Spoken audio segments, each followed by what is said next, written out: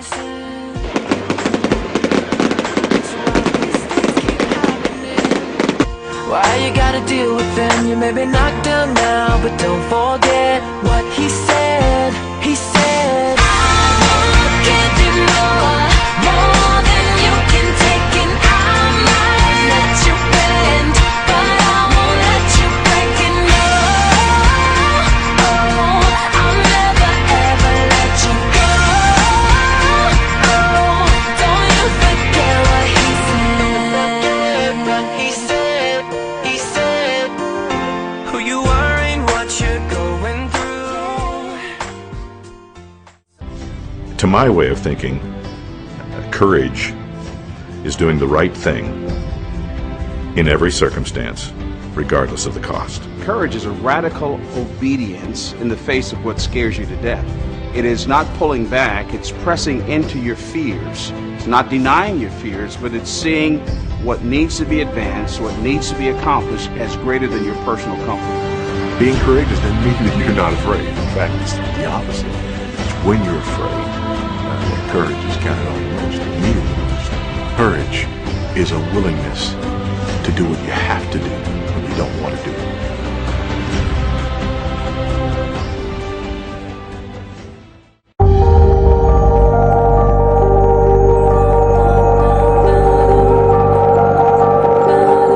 So I was hanging around with a group of Christians the other day, and someone did the unpardonable sin or the unforgivable sin. And what I mean by that is someone swore, someone said a bad word. Now when they did that, what do you think happened? Everyone in the group looked at them and said, bro, you can't do that.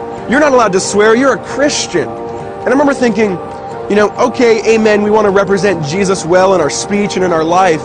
But I started thinking, how come I've never heard someone have that response when it comes to bigger issues that Jesus addresses way more, like taking care of the sick, taking care of the lame, taking care of the poor or the widow or the orphan?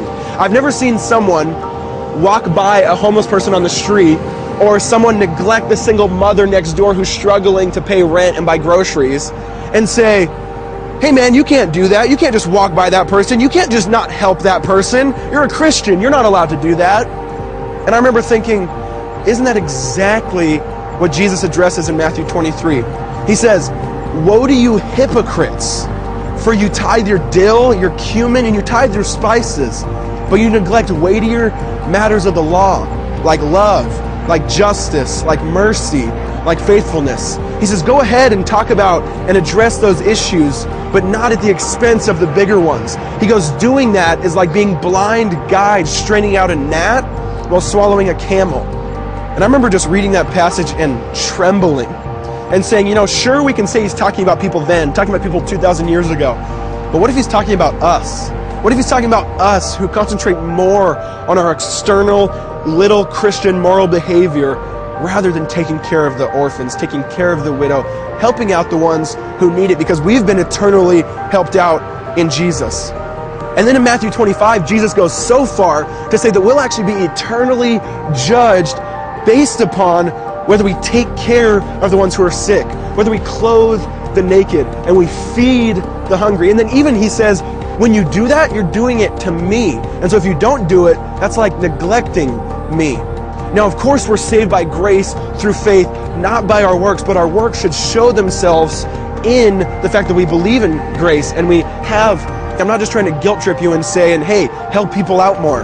What I'm trying to say is, the fact that we don't, can we let that expose the fact that we really don't understand who Jesus is and what he's done for us? Because when you understand that everything has been freely given to you by an eternally loving and gracious God, then you want to turn around and freely give everything you have to others.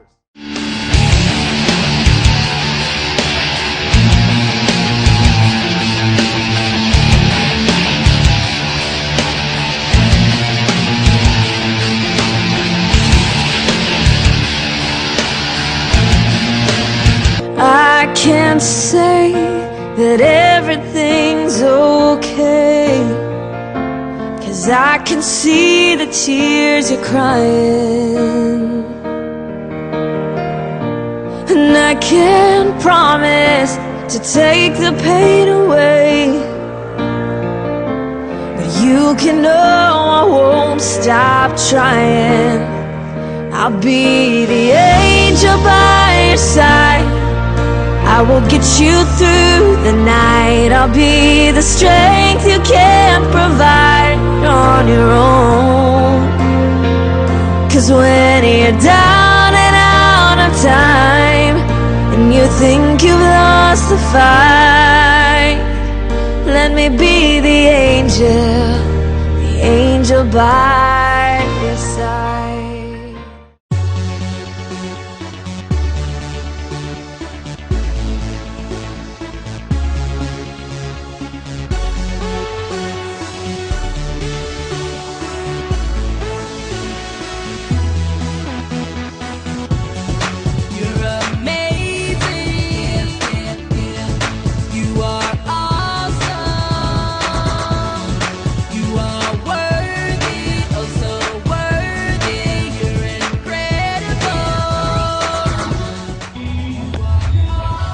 Our mission statement is molded by the word Spread the child love of God. To all nations. God for Christ. Transform lives. I never ever said it. I think all that God you